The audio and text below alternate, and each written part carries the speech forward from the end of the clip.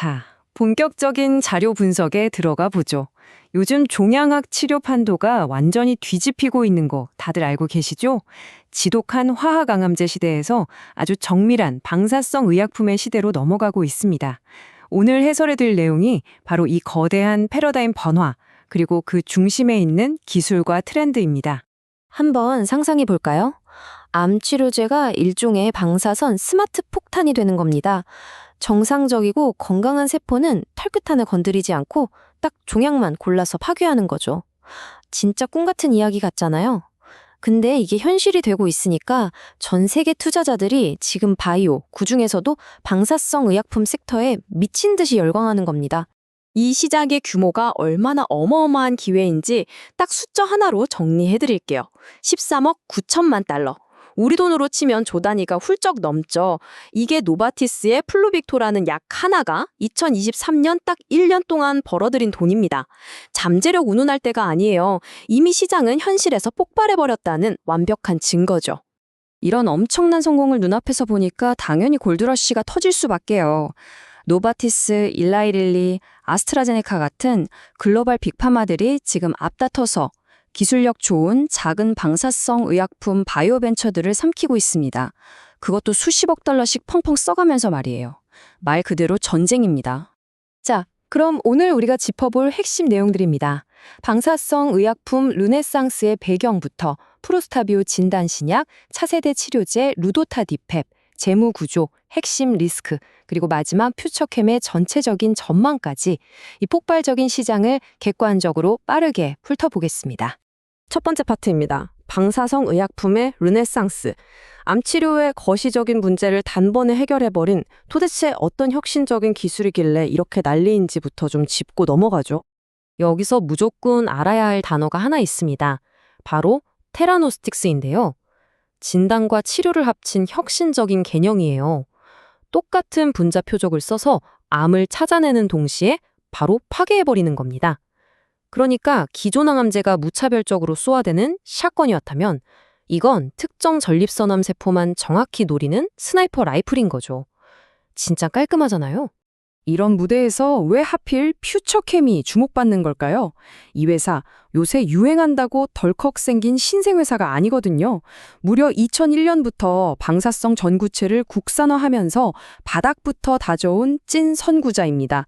자체 동위원소 표지 기술에다가 S큐브라는 독자적인 자동 합성 기술까지 갖춰서 기초 원료부터 신약 생산까지 전부 다 알아서 하는 완벽한 수직 계열화를 끝내봤어요. 이건 정말 강력한 무기입니다.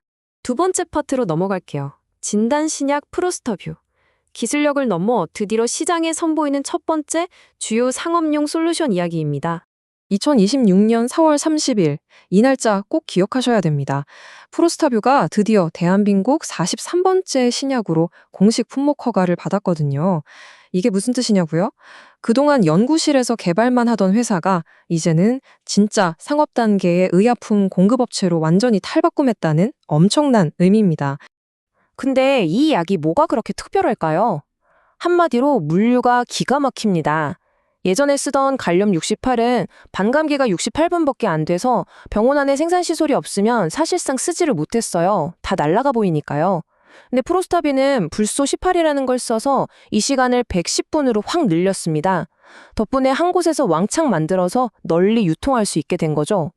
과거에 그 복잡했던 공급망 문제를 천재적으로 해결해버린 겁니다. 정확도는 어떨까요? 숫자 한번 확인해 보시죠. 예전에 하던 1번 CT나 MRI는 양성 예측도가 대략 60% 정도였습니다. 근데 프로스타뷰는 무려 86.96%에 육박해요. 비교가 안 되죠. 옛날 장비로는 놓치기 십상이었던 그 아주 작은 미세전이 암세포까지 족집게처럼 정밀하게 다 잡아낸다는 소리입니다. 자, 세 번째 파트. 차세대 치료제 루도타디펩, 일명 FC705입니다. 진단약도 훌륭하지만 지금 투자자들이 진짜 밤잠 설쳐가며 기대하는 강력한 촉매제는 바로 이 녀석이거든요. FC705가 전 세계 베스트 인 클래스가 될지도 모른다고 평가받는 비밀, 바로 이 알부민 결합체에 있습니다. 이게 뭐냐면 약이 혈관 속을 돌아다닐 때 너무 빨리 빠져나가지 않게 최적화해주는 특수 설계인데요. 종양까지 안전하고 효율적으로 직행 배달을 해줘서 기존 약들보다 종양 흡수율을 무려 3.93배나 끌어올립니다. 엄청난 효율이죠. 그래서 임상 결과가 어땠냐고요? 이 수치 격차에 주목해 보시죠. 업계 골리앗인 노바티스의 플루빅토가 객관적 반응률 29.8%를 냈는데 퓨처캠의 FC750은 무려 60%를 찍었습니다. 거의 2배잖아요. PSA 감소율이나 생존기간 등 그냥 모든 지표에서 경쟁사를 완전히 압도해버리는 미친 데이터가 나온 겁니다. 그리고 여기서 진짜 소름 돋는 포인트 하나 짚고 넘어가죠. 방금 본 그 압도적인 성과를 경쟁사가 쓰는 방사선 양의 딱 절반, 고작 100mC만 쓰고 만들어냈다는 사실입니다. 용량이 절반이라는 건 환자가 겪는 독성 위험이나 부작용을 현저하게 줄일 수 있다는 뜻이거든요. 의료 현장에서는 이건 정말 판을 흔들 만한 장점입니다. 네 번째 파트, 재무구조와 시장 가치입니다. 아무리 약이 기가 막혀도 회사가 굴러갈 돈이 없으면 안 되겠죠? 이 임상 성과를 뒷받침하는 지갑 사정 한번 들여다보죠. 다행히 기초 매출 체력은 아주 꾸준하게 상승세를 타고 있습니다. 2024년 173억 원에서 2025년 187억 원으로 성장 중이죠. 자체적으로 돈을 벌면서 외형을 키우고 있기 때문에 영업 손실도 2025년엔 78억 원 수준으로 꽤 많이 줄여나가고 있습니다. 아주 안정적인 흐름이에요. 게다가 글로벌 임상 한 번 돌리려면 돈이 천문학적으로 깨지잖아요. 그래서 2024년 하반기에 전환우선주랑 전환사채를 발행해서 130억 원을 아주 성공적으로 수혈받았습니다. 이렇게 막대한 자금을 조달했는데도 전체 부채 비율은 30% 중반대로 튼튼하게 유지하고 있어요. 재무 관리를 엄청 철저하게 하고 있다는 증거죠. 다섯 번째 파트, 핵심 리스크와 경쟁. 세상에 완벽한 바이오 투자가 어디겠습니까? 객관적으로 따져봐야 할 장애물들도 반드시 짚고 넘어가야죠. 만약 규제 당국한테 방금 경고, 딱지를 받은 회사라면 선뜻 투자하시겠어요? 2026년 3월에 퓨처캠이 식약처로부터 경고를 하나 받았습니다. 좀 섬뜩할 수 있는데 팩트체크를 해보면 이게 환자 안전이나 데이터 무결성 자체에 문제가 생긴 게 아니라 단순 서류 관리 오류였다고 해요. 치명상은 아니지만 앞으로 글로벌 무대에서 놀려면 이런 운영 관리를 훨씬 더 엄격하게 통제해야 한다는 뼈아픈 교훈이긴 합니다. 그리고 국내 경쟁도 아주 치열합니다. 셀비온과의 양강 구도인데요. 재밌는 건 두 회사가 성적 매기는 방식 자체가 달라요.